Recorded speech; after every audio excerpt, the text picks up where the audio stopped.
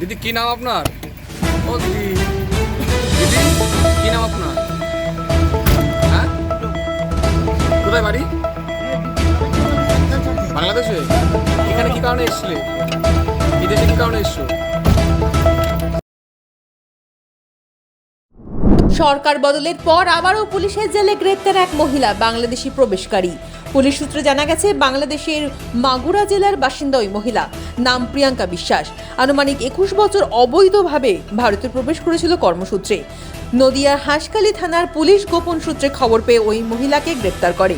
বৃহস্পতিবার ধৃতকে তোলা হয় রানাঘাট বিচার বিভাগীয় আদালতে। তবে অবৈধভাবে কেন ভারতে প্রবেশ করেছিল তার তদন্তের স্বার্থে পুলিশ হেফাজতে নেওয়ার আবেদন জানানো হতে পারে আদালতে। এখানে কি কারণে এসছিলে? বিদেশে কি কারণে এসছো? কজন এসছো? একাই?